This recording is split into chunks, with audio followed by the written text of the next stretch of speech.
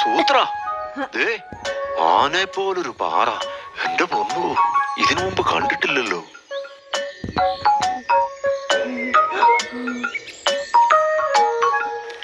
ആനെ പോലുള്ള പാറയല്ലടോ, അത് ആന തന്നെയാ.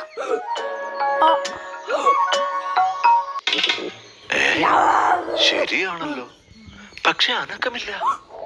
പാറയെ പോലൊരു ആന അല്ല സൂത്ര? ഇത് നമ്മുടെ ഉച്ചാടനാനയല്ലേ? ആ അതെ. നല്ല ഉറക്കത്തിലാ. ശരു, തനിക്ക് ആനപ്പുറത്ത് കയറണം. അയ്യോ വേണ്ട വേണ്ട, എനിക്ക് പേടിയാ.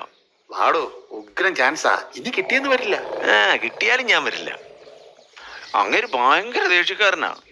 ഇങ്ങരുടെ അപ്പൂപ്പനും ഭയങ്കര ദേഷ്യക്കാരനായിരുന്നു. ഇങ്ങരുടെ അപ്പൂപ്പൻ അതിലും പുത്രം പേടി തൊണ്ടൻ. താൻ ഇവിടെ അപ്പൂപ്പന്റെ കഥയും പറഞ്ഞ് അവിടെ നിന്നു. ഞാൻ കയറാൻ പോവാ.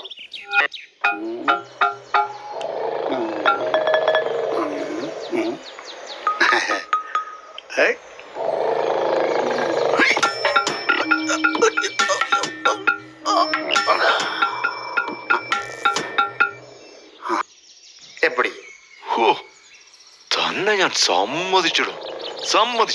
ഇവിടെ താൻ ഒരു കാര്യം മനസ്സിലാക്കണം. ഒരാനയും ഉണർന്നിരിക്കുമ്പോ നമ്മളെ പുറത്ത് കയറ്റില്ല. എന്നിട്ട് താൻ ഉണർന്നിരിക്കുകയാണല്ലോ. ഇവിടെ നമ്മൾ ഉണരുന്ന കാര്യമല്ലടോ, ആന ഉണർന്നിരിക്കുമ്പോ കയറ്റില്ലെന്ന്. ഓ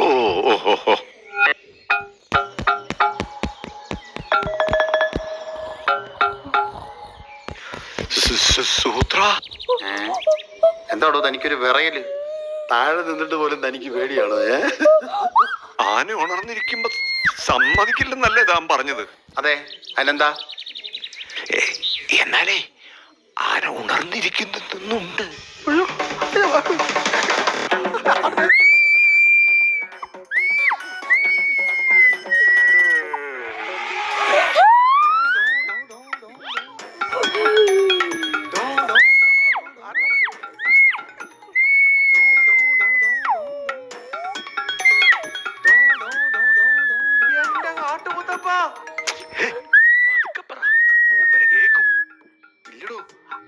ചെവി കേൾക്കില്ല.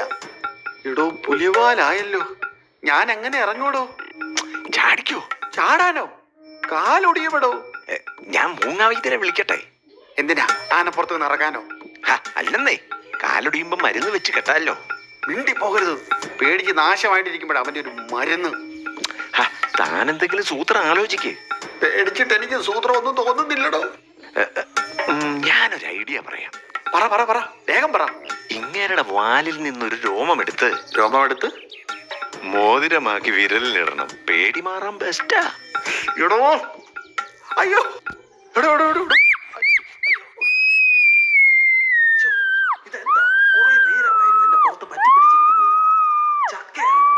അല്ലടോ, ചക്കക്കുരു. എന്തെങ്കിലും ഒരു സൂത്രം പറയടോ, എന്ന് വെച്ചാൽ താഴെ ഇറങ്ങാനുള്ള സൂത്രം.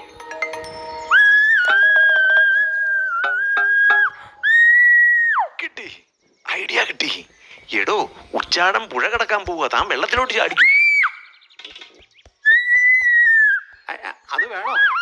ചാടിക്കോടൂ. പാലമല്ലേ, പുഴയല്ലേ, വെള്ളമല്ലേ. ഏതായാലും ആനപ്പുറത്തിരിക്കുന്നതിലും ഭേദമാ. കാട്ടുമുത്തപ്പാ കാത്തോളണേ.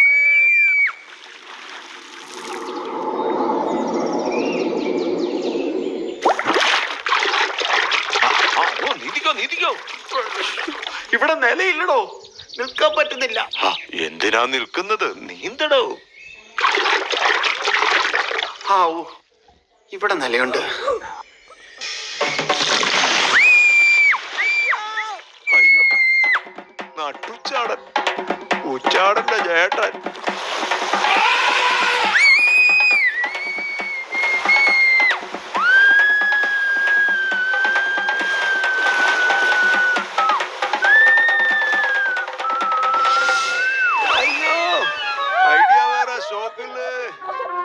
അയ്യോ, ഞാൻ പോണേ.